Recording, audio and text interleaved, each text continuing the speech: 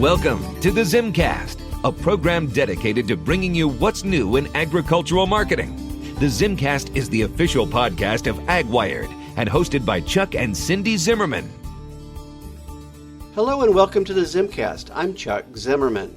In this episode, we'll get a preview of the AgGateway Annual Conference that'll be starting November 11th in Austin, Texas. I talked with Brent Kemp, President and CEO, about what AgGateway works to accomplish and what the schedule looks like.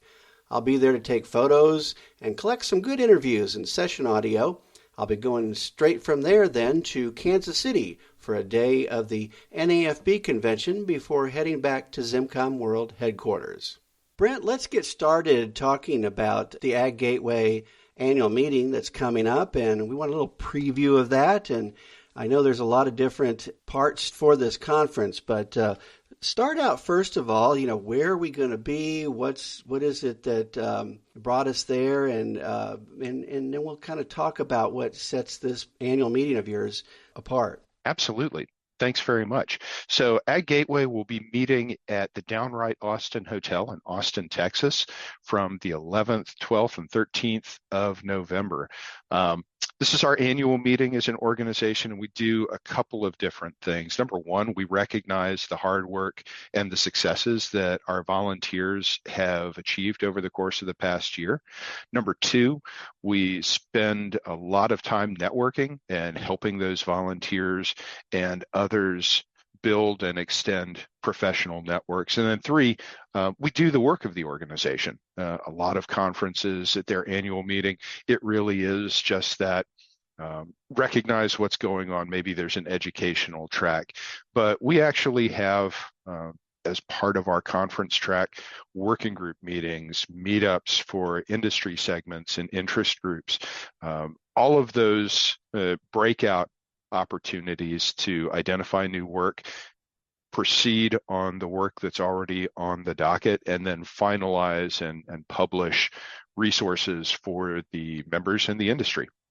So there are kind of like different tracks, if you will, with things like education and working groups. What is it that you start out with before I know we get to a point there with an opening general session? So Monday morning, we have a couple of different tracks that are going on. The first that I want to highlight is for a student group.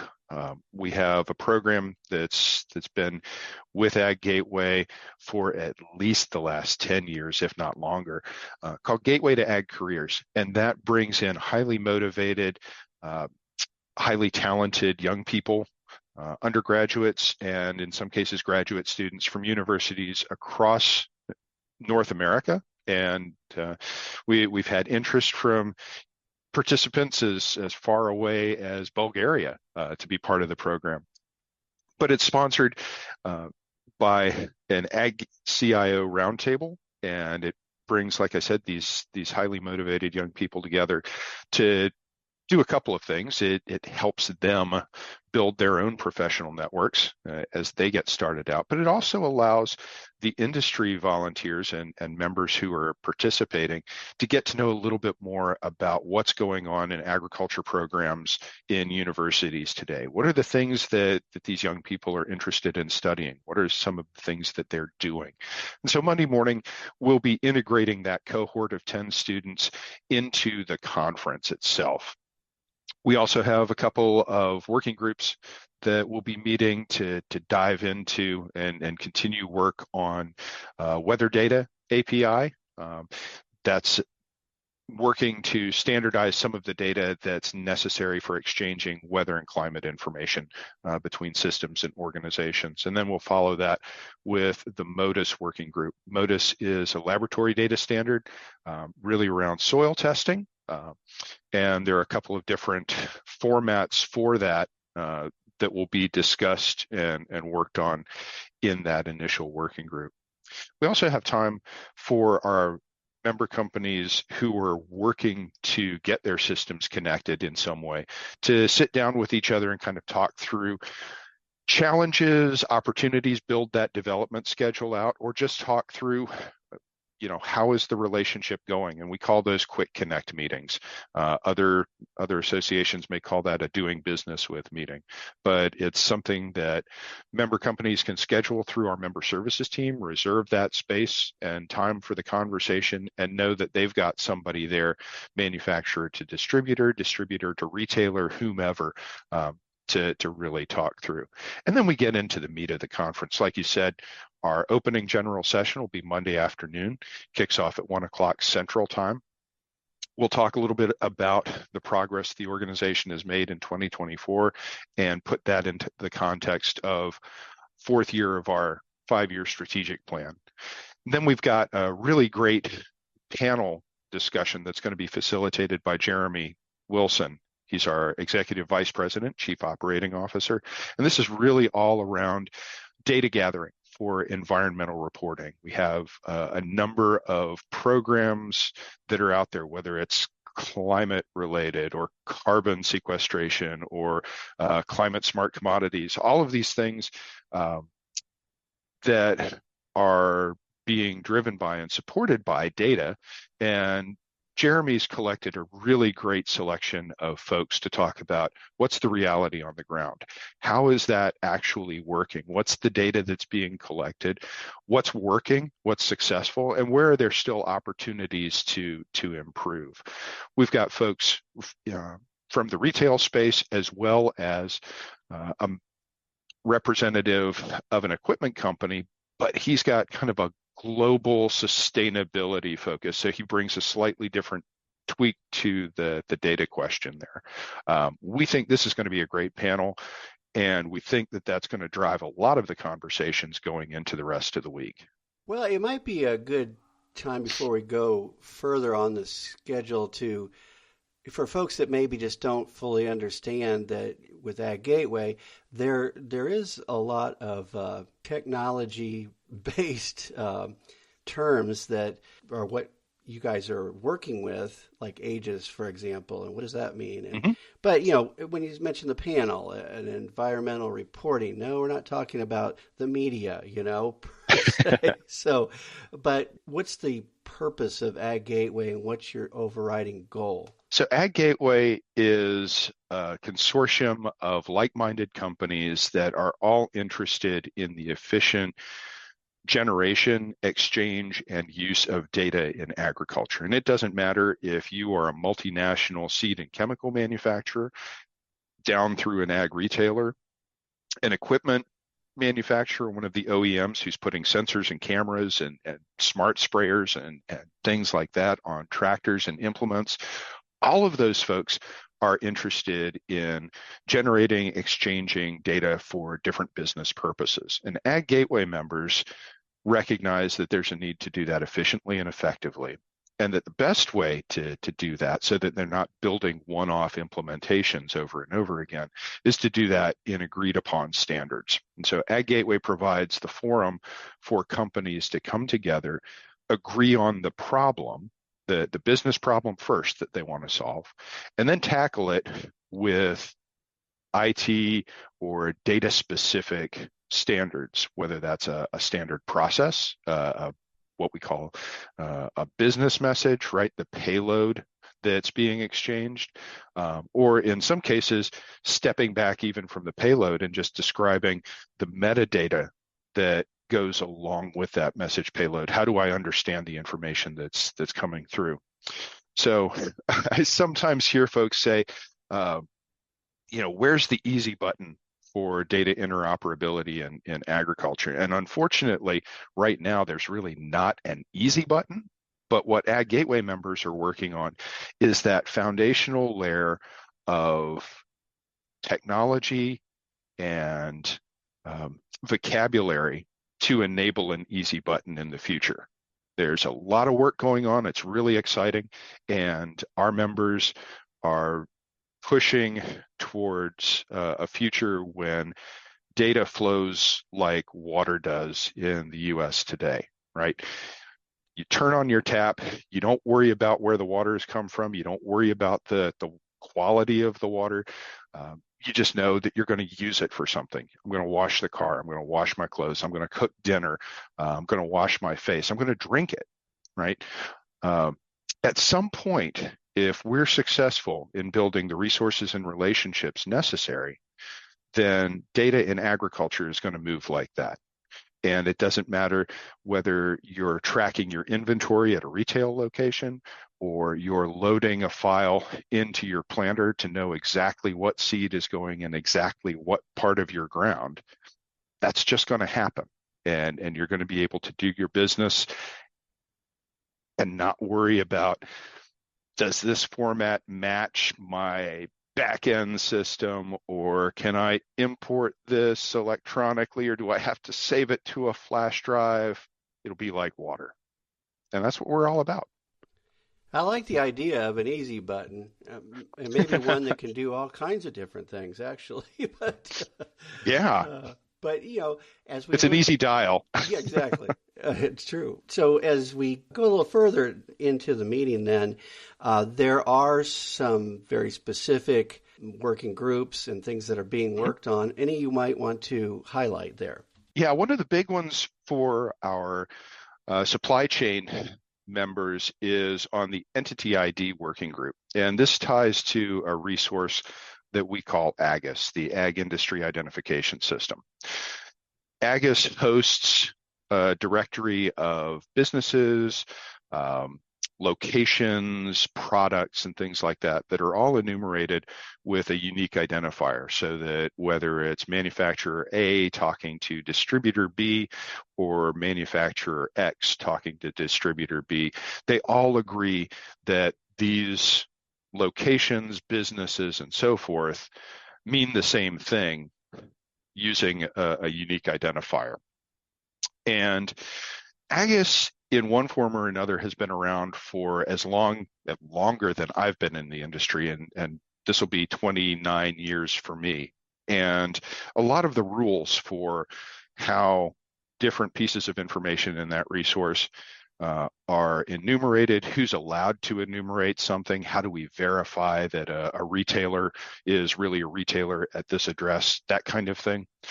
Those rules have been around as long as I have. So this is an opportunity for those folks who are interested in supply chain efficiency to sit down and say, okay, how are we doing business today? And how do we need to evolve these rules so that the unique identifiers that we're passing through are still meaningful? How do we have that value out of the resource? And that group's been working pretty diligently since June to develop some process documentation that we'll go over at the conference. And then we're going to start really diving into some of those topics around what do we need for verification purposes? What does it really mean to be a business entity in agriculture? And how can we ensure that we don't have duplicate identifiers or identifiers that appear to be duplicated within the resource? And how can we leverage this for other resources elsewhere? So that's one that has a lot of interest right now, and I think we're going to see a lot of interest in at the conference. On the field operations side, and extending a little bit further, there are a couple that I would call out. The ADAPT working group is really around AgGateway's Ag Data Application Programming Toolkit. It's been around since 2016 in some form or fashion, maybe a little before then. But the work that AgGateway has been doing over the course of the last year is to take what is essentially, like I said, a toolkit, a data model, and some code that allows equipment manufacturers and those interested in equipment data to work from OEM formats and translate that into a common format that they can then consume. Kind of separate that programming application notion of ADAPT to a file format specific standard. Version 1 of ADAPT standard was released shortly after our mid-year meeting in June. And this work is going to continue to drive through, okay, where are we? What does the adoption look like moving forward? How do these two resources relate to each other. For those who want to go down the ADAPT toolkit path, what does that look like? For those who are interested in ADAPT standard, what does that look like? So that's definitely one. And then two others that I think are going to be really interesting are a working group on data ethics. And right now we're kind of thinking of that as a panel as well. And then finally, a review of some international work that's going on. The International Organization for Standardization has a new technical committee on data-driven agriculture. And many AgGateway members are participating in that. Many others are just interested in what's going on. And so we'll have about an hour's worth of update on that topic to share. And that's aside from all of the education and meetups and presentations from the students that we have going on.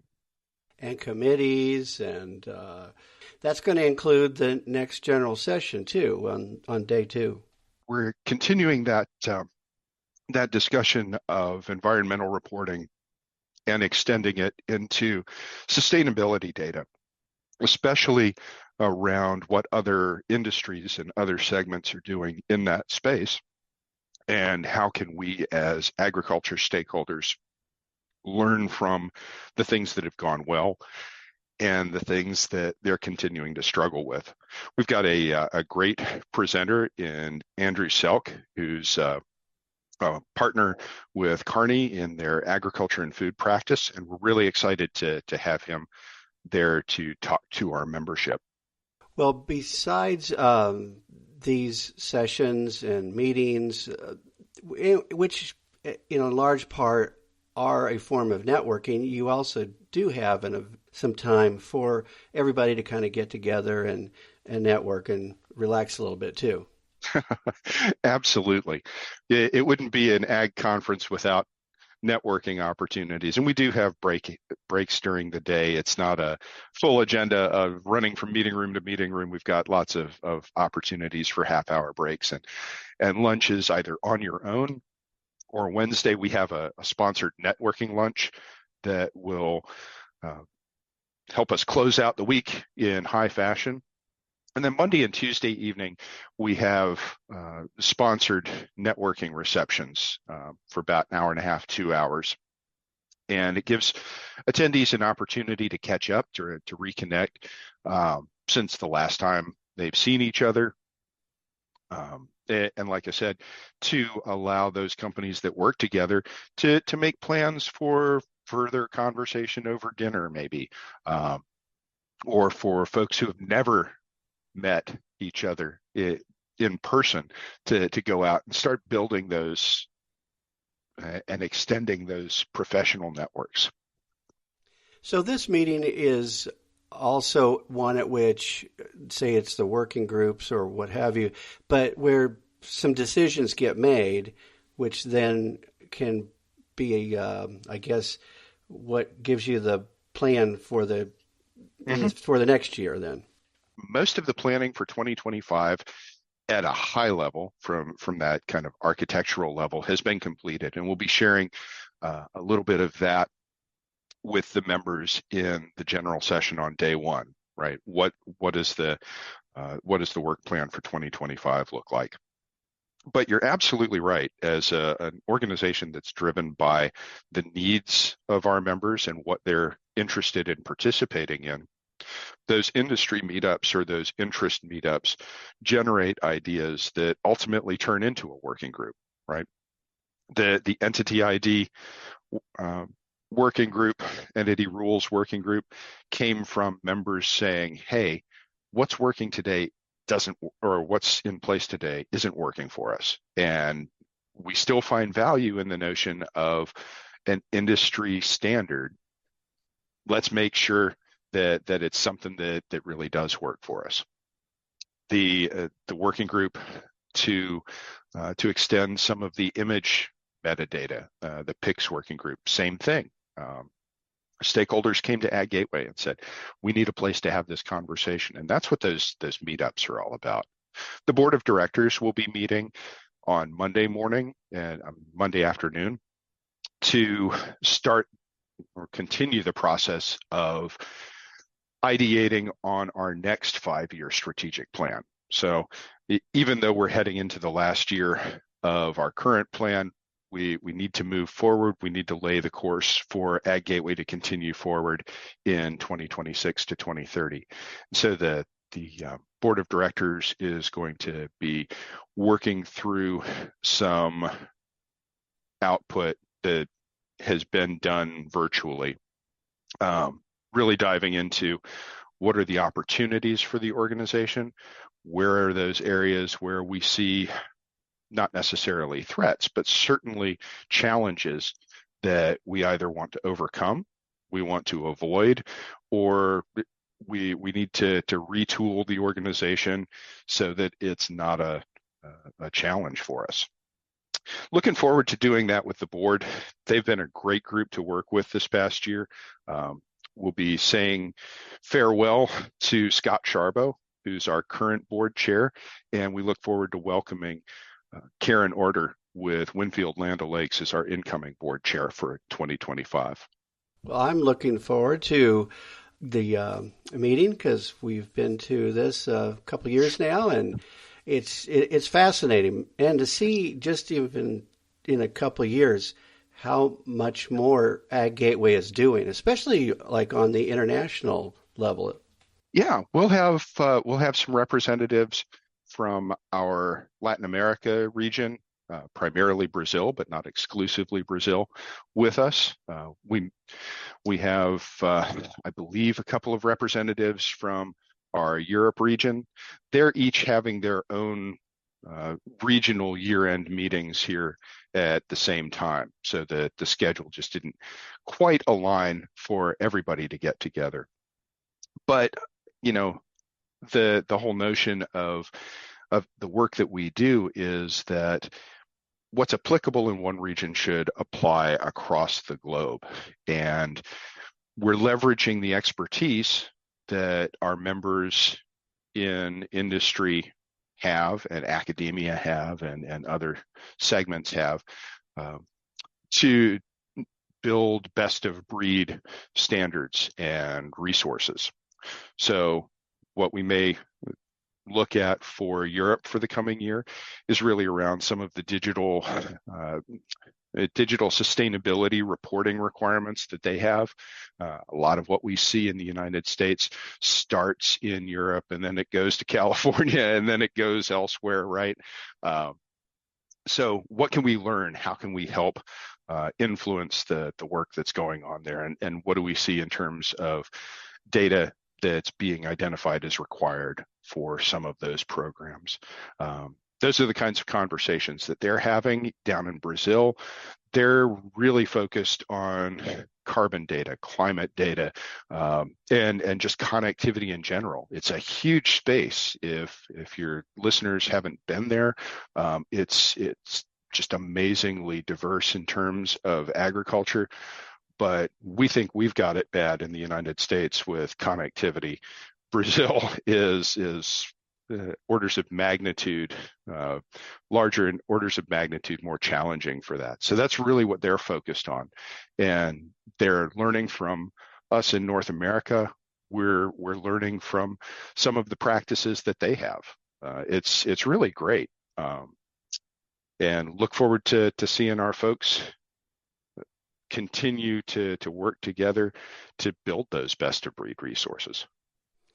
All right, Brent, then let's have a closing remark as we look forward to the conference coming up in Austin shortly. We look forward to welcoming all comers to AgGateway's annual meeting, November 11th through the 13th in Austin, Texas. If it's your first meeting, it's going to be overwhelming, but you're going to come out just amazed at the breadth of technology and interoperability, and most important, the willingness of the industry to work together to solve common problems. A lot of the times we think of agriculture as being standoffish, right? Maybe technology laggards. We're not. In some cases, we're leading technology implementation and discovery. And I think AgGateway is a great place to come and see how that's being applied on the ground and how companies are doing some really innovative work. I guess the last thing I would say is a shout out to our conference committee for setting up the planning, finding the location, and one of the things that we always get good feedback on is the food at our conferences. And I'm sure that being in Texas and being in Austin, we're going to have some great food for attendees. All right. Well, thank you very much, Brent, for giving us a preview of this year's AgGateway Annual Convention. Yeah, thank you, Chuck. It's been a pleasure. Looking over the last years that I've attended AgGateway meetings, it seems to just continue growing and refining the work that they do. So that's the ZimmCast for now. I hope you enjoy it, and thank you for listening. You've been listening to the ZimmCast, the official podcast of AgWired. Check us out at www.agwired.com to find out what's new in agricultural marketing.